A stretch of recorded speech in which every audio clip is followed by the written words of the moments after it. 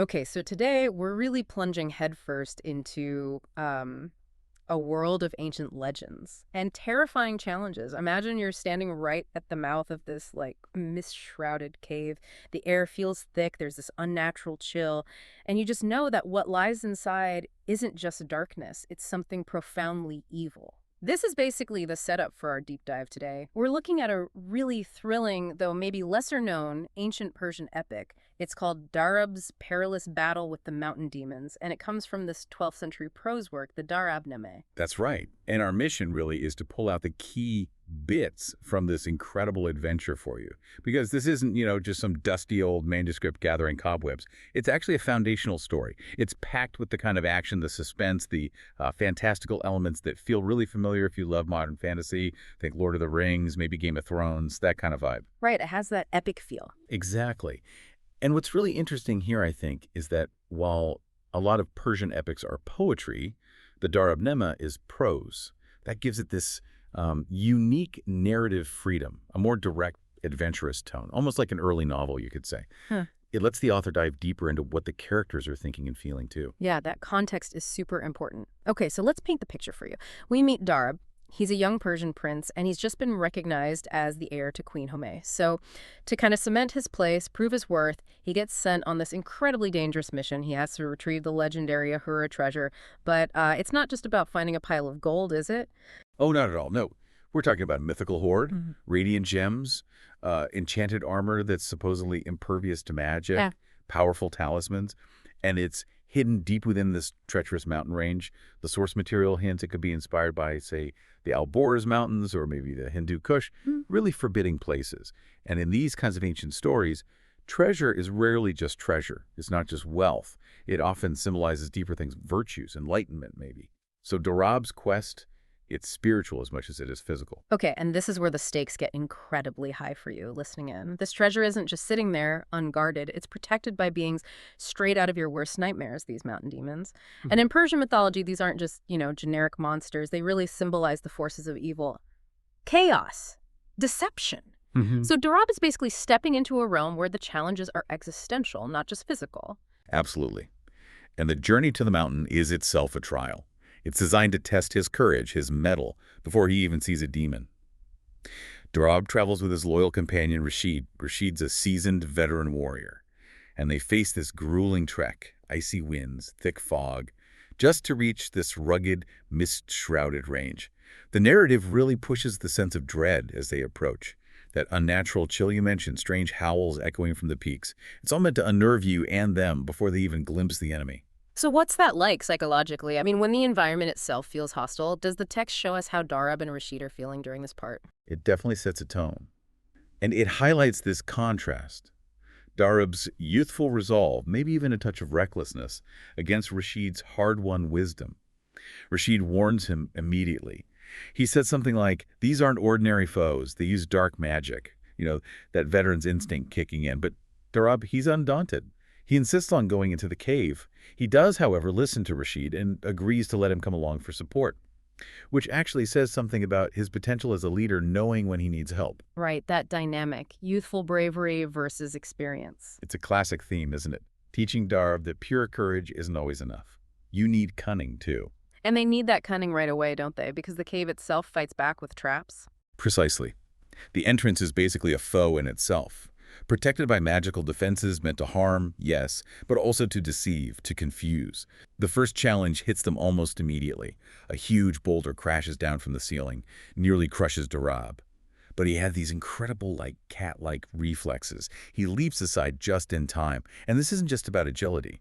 The story's signaling right away. Quick thinking, instinct, they're vital. A near miss right out of the gate. Wow, it really hammers home that this isn't just going to be straightforward fighting. Exactly. And then, as if to underscore that, the Darab throws another curveball. Ah, the poison spring. Yes, emitting these toxic vapors that cloud the mind. And this is where Rashid really proves his worth. He thinks fast, covers his face with a wet cloth, and pulls Darab back to safety. This whole sequence really emphasizes that Darab's learning, okay, wits are just as crucial as strength on this mission. It feels like a real aha moment for Darab, seeing Rashid do that. The text shows it more through the action, his growing awareness. So after navigating those initial sort of physical and environmental threats, Then they meet the first demon. Out of the shadows emerges the gray demon, and it's described as cunning, its main power, casting illusions. Illusions. That's a fascinating twist for a hero's journey, isn't it? Fighting something that isn't really there. What does that kind of battle signify? Well, it shows that these ancient cultures really understood psychological warfare, didn't they? Mental, emotional battles. The gray demon conjures something deeply personal for Darab, this dazzling palace. And there's Nahid, his beloved, beckoning him. Towards a cliff edge, right? Exactly, towards a cliff. So his heart's racing, the illusion is incredibly powerful, but somehow he senses the trickery. And what he does is whisper a prayer to Ahura Mazda. That's the supreme deity in Zoroastrianism, the ancient Persian religion. So this isn't just any prayer. It's a direct appeal to light, to wisdom, which is potent against a demon trying to cloud his mind with illusions. So faith and clarity break the spell. It seems so. That inner clarity allows him to see through it. He then charges, wounds the gray demon with his sword, which is itself legendary, supposedly forged from celestial iron. The demon lets out this chilling wail and then flees deeper into the cave system. Okay, so the first victory comes down to willpower, perception, not just muscle, but oh, there's no time to rest, right? The red demon attacks next. Right away, an ambush. The red demon is described as swift, agile. It lunges from the darkness, razor-sharp claws gleaming. This is a much more visceral fight. Sound like a fast-paced duel. It absolutely is. The energy is intense. Darab uses his shield sparks fly as the claws scrape the metal. He has to dodge these lightning-quick strikes, showing off his agility before he finally lands a decisive blow to the demon's side. And the narrative gets really vivid here, using strong sensory details. The red demon collapses, its blood sizzles on the cave floor, and the air fills with the stench of sulfur. Ugh, sulfur. That detail really paints a picture. It does. It doesn't just add horror, it reinforces that these are supernatural foes, makes the victory feel really hard-won, genuinely dangerous. And it's such a contrast to the mental battle with the gray demon. It shows Darab needs to be good at different kinds of combat. Those sensory details, they just bring it alive, don't they? It makes you feel like you're almost there. Yeah. Okay, now for the main event. The leader.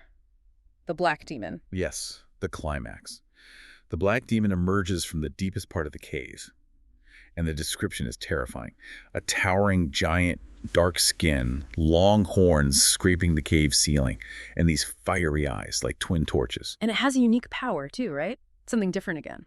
Yes, it can turn invisible, which makes it incredibly dangerous. It can strike Darab from unseen angles.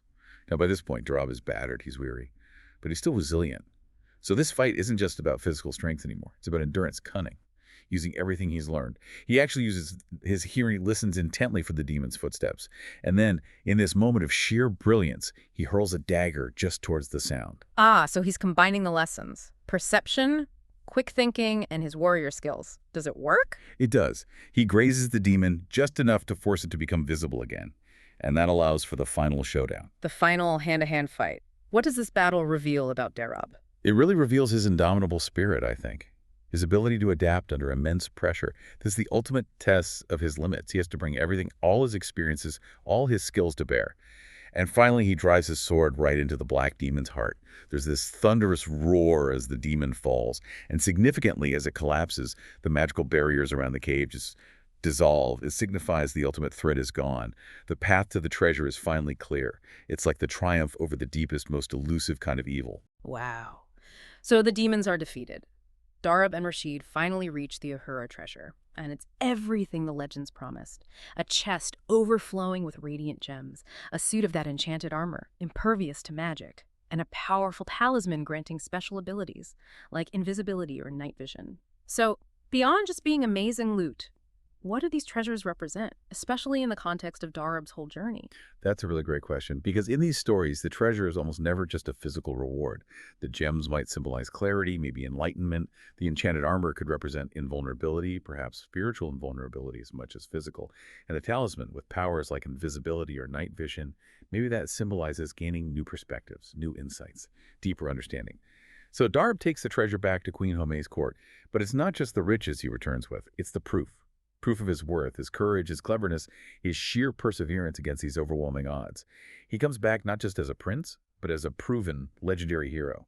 He faced down the chaos guarding the most precious rewards and won. What a story. This ancient tale of Darab's perilous battle with the mountain demons. It really emphasizes the immense courage, but also the cunning, the cleverness needed to overcome what seemed like impossible obstacles. It feels like such a timeless narrative, facing not just physical monsters, but also those trickier forces, deception, chaos, and the growth that comes from actually confronting your fears head on. Absolutely. And if we sort of connect this back to us, to you listening, it makes you think, doesn't it? Mythological demons, they often embody chaos, evil, and they're guarding something precious, something that requires this huge effort to get. So maybe consider this. What mountain demons might exist in your own life? What obstacles might be guarding some hidden treasure, maybe knowledge or personal growth? And what unique talismans might you need? Maybe it's perseverance, maybe it's critical thinking, maybe it's relying on trusted friends to overcome them and claim your own reward.